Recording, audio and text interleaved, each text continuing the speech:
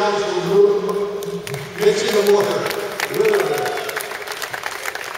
And let's give a big round of applause to a true professional, Brian Light.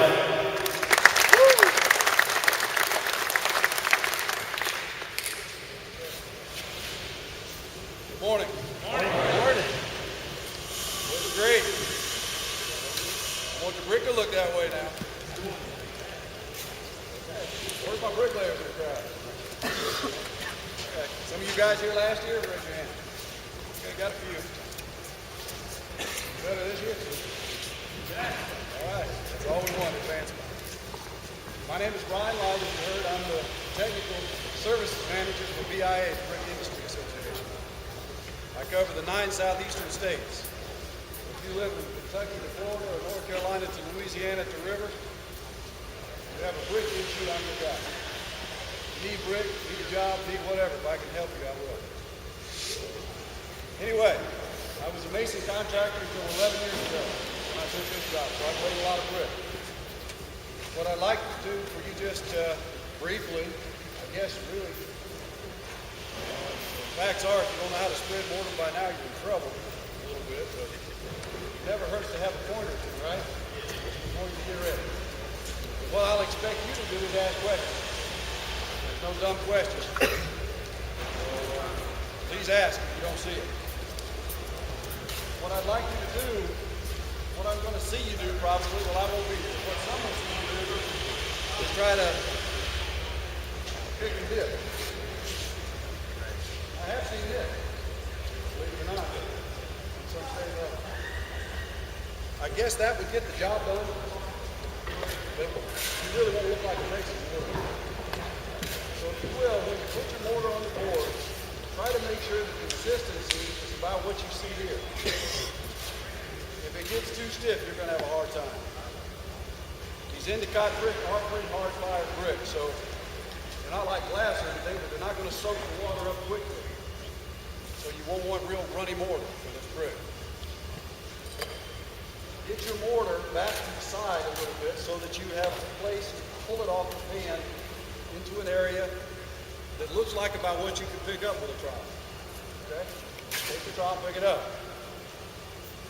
To spread mortar, you should be able to spread about twice the length of the trowel you're using. You may not be able to do that initially. If you want to throw a little off the end and then pull. I'll do that to show you how you should do it. Okay? Throw a little pull. What you're going to need to do with the length of your project is build a little lead or a corner on each end and then pull string, right? You don't want to run the whole thing with a lever.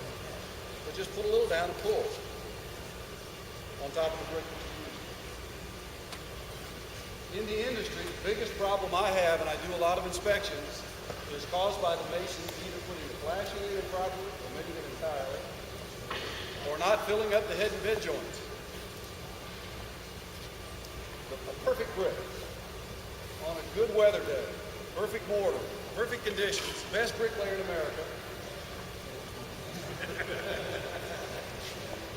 Some water will get through a single wipe of masonry in a wind-driven rain. It's not the barrier for water. The tie back, tar paper, house wrap, whatever you're using, that's what keeps the water out. The flashing collects it and helps it to exit via the weep holes that you're going to put in. So we know some water will get through, but I have constructed 6x6 panels for the E514 ASTM water penetration test in Clemson, Georgia. That's the Center for Brick Research in America. I've built them myself. I usually hire masons to do it, of course. That you cannot get any water through in 5 hours. It's a 5-hour test. We simulate an 80-mile-an-hour wind-driven situation. There's no water at all. That's a lab. So the single most important thing you can do for me is fill up all the joints. First thing off, you can't see up here really, but if you just spread the mortar like this and start laying brick, there are going to be points first in the bed joint. So you'll see a mason do what's called feathering the mortar. He'll take it and put a little furrow in it. And what that does, let me tell you, we spread this over by the edge, and we'll just use this front edge to simulate the fact that there's already a brick laid below me, all right? Show you a little better that way rather than in the middle of the mortar. Okay, you get enough mortar to spread, put it on there, full, okay? Can you see if I laid that, I'd have a hole in the joint? So feather it. What it does is pushes the mortar out toward the edge. Now you don't want to feather it hard enough when you've got several brick down there that you're hearing brick. Because now the water's going to run down in these holes if it does get through the wall. So just feather it lightly. You push it over to the edge, so now you see as you collect the mortar, I'm going to have a full bench over here. Right? Okay, when I lay the first brick, what I'm going to do is look at it visually. I'm overhand now, I'm blind too, so that's not straight. Try to get about a 3/8 inch joint just with your eye. Just by the time you put a level on it, it's going to be set up a bit, right? So you don't want to have to beat on your level. The next brick that you put on here is where you're going to put your head joint. I want to see it before. So what you have to do is get enough mortar that it looks like you put a joint on, and kind of shake it down a bit so you don't have to hurry up and get it on there. Fall off. Shouldn't fall off. Get some of this back here. I had it on the board already. Okay. You guys realize that there's a face to a brick, right? Don't turn the smooth side out. It's called a shiner. Turn the pretty side out. Hold that side towards you. Put your thumb on the face of the brick and hold it up. Come down on the back, or the bottom I should say, back and front.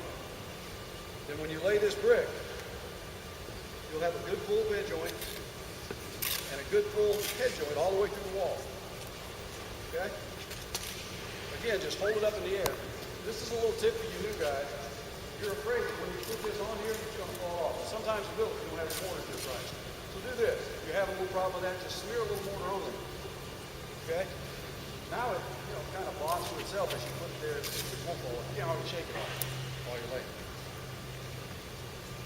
But again, just make sure you get enough mortar under it for a good full bed. Feather it over to the edge. And get your head joints full. Lay about 3 or 4 brick at a time. You don't want to spread mortar out for 8 to 10 feet. Let it get hard before you get there. Once you get this, let's say you're just building a little corner. How high is the brickwork, guys? Couple feet? How tall? 1'7". So that's plenty for a lead right there. I think it's got a little point though on the corner, right? Maybe. I'm trying to make it hard for you guys, don't you? Once you get it as straight as you can visibly, put your level on the top. Get it level. Make sure the bead, when everything's touching. Whatever you got to do to tap it down, do so. Come on this corner, looking at this upper bead. Make sure the level faces the brick. You might have to tap it down a little front or back to get it plumb. Do the same thing on this corner. Then straight edge. Tap everything to it. What I have now is a wall that's level, plumb, straight. Okay? Really, that's a quick how-to on brick. Not a lot to it, any dummy. Any questions? Anything I didn't cover? Again, build a small lead at each end. Use your tray. When will you tool it? What does that mean? If you can take your thumb, still make a thumbprint, it's soft enough to tool. See how wet that is? If there's something on your thumb, it's too wet to tool. Make a thumbprint without anything on your finger. It's ready. That won't matter so much in your contest, but in the field, if you tool a brick, tool the joint in the brick, when it's wet, it gets lighter.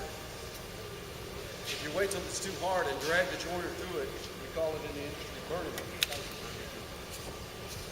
So it turns it a bit darker. You watch as you ride around and look at homes, commercial jobs, you'll see places where the mortar's light and dark. It's because the mason tooled it when the mortar joint wasn't ready to be tooled. If you're pouring concrete and it's a cold day with no sun out, you can't get your trialing machine on it till it's ready. You gotta wait. Build a fire, sit down, whatever, tell lies. You gotta wait till it's ready, right? It's the same with the mortar joint. Too early to hit lights. Hopefully some of you guys will stay in the industry. You sure need work there. Pays well. Any questions? I guess that's all I know to tell you. Al, anything I didn't cover? I think that's great. That's good, helpful hints. And you're right. You do need good faith. They pay me $100,000 a year not to labor. What did you make? Thank you guys, I appreciate it. Let's hear it for Brian. Good job, Brian. Hold on a second. Just a couple quick things before you get started again. Number one, as some of you know, we're waiting for some nut drivers, whether we get them or not, I'm not sure. So just prep your Simpson hurricane trap, have it in place, tie up the holes so that we do get the drivers and put them in this afternoon. And the second thing is, we've got recycle bins set up. We've got recycle bins for copper and metal and wood, as well as just regular trash up and down this aisle here. So as you clean up, make sure that you put the proper materials in the proper bins. Okay? Doing a great job. We'll go to noon time and we'll take a break. Keep working safe.